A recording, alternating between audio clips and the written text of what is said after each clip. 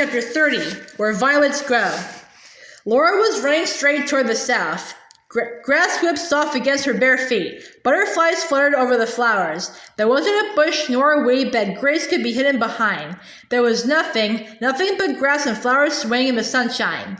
If she were little and playing all by herself, Laura thought she wouldn't go into the dark big slough. She wouldn't go into the mud and the tall grass. Oh, Grace, why didn't I watch you? She thought.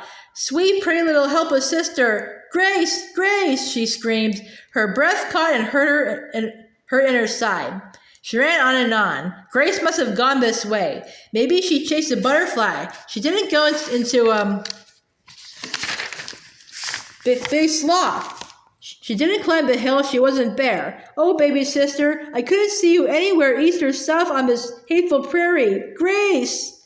The horrible sunny prairie was so large. No lost baby could ever be found on it. Ma's calling and Pa's shouts came from Big Sloth. They were thin cries, lost in wind, lost on the enormous bigness of the prairie.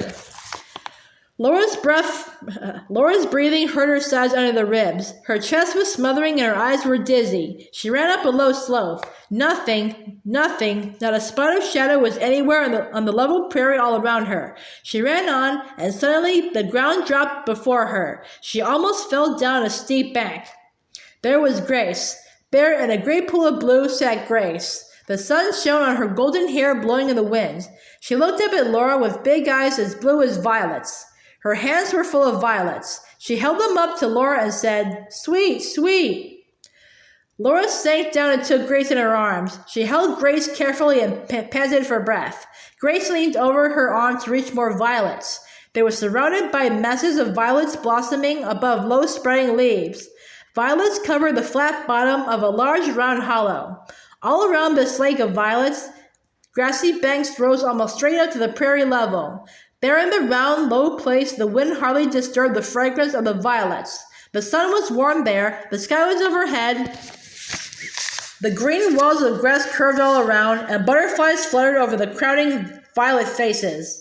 Laura stood up and lifted Grace to her feet. She took the violets that Grace gave her and clasped her hand. "Come, Grace," she said, we must go home. She gave one look around the little hollow while she helped Grace climb the bank. Grace walked so slowly that for a little while Laura carried her. Then she let her walk, for Grace was nearly 3 years old and heavy. Then she lifted her again. So carrying Grace and helping her walk, Laura brought her to the shanty and gave her to Mary. Then she ran toward the big sloth, calling as she ran, "Pa! Ma! She's here!" She kept on calling until Pa heard her and shouted to Ma far in the tall grass. Slowly, together, they fought their way out of Big Sloth and slowly came up to the shanty, draggled and muddy and very tired and thankful. "Where did you find her, Laura?" Ma asked, taking Grace in her arms and sinking into her chair. Laura hesitated and said, "Pa, could it really be a fairy ring? It is perfectly round. The bottom is perfectly flat. The bank around it is the same height all the way. You can't see a sign of that place till you stand on the bank. It is very large, and the whole bottom of it is covered solidly thick with violets. A place like that couldn't just happen, Pa. Something made it."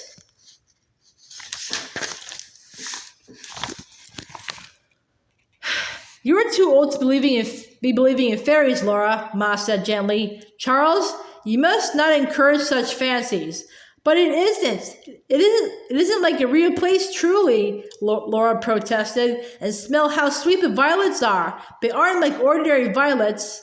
"They do make the whole house sweet," Ma admitted, "but they are real violets and they are no fairies." "You're right, Laura. Human hands didn't make that place," Pa said.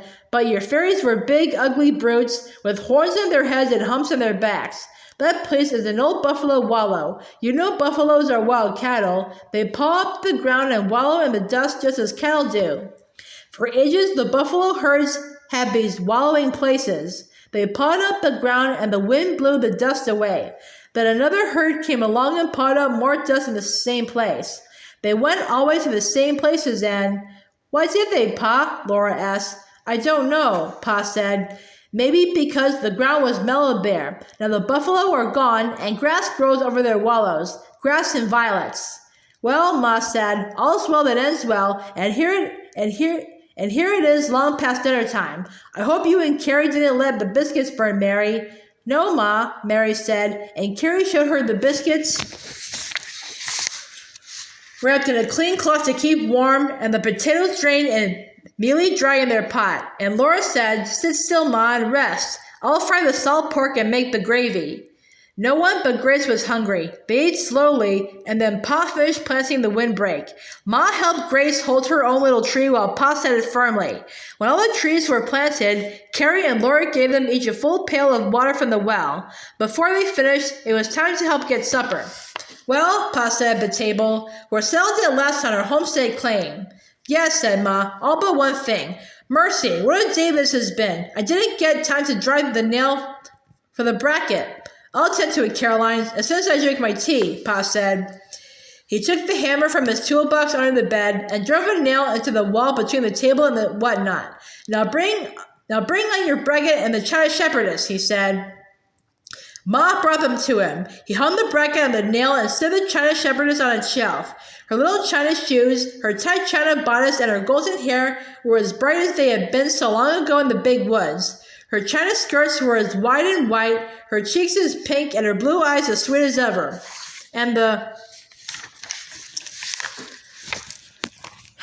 bracket that Pa had carved for Ma's Christmas present so long ago was still without a scratch and even more glossily polished than when it was new.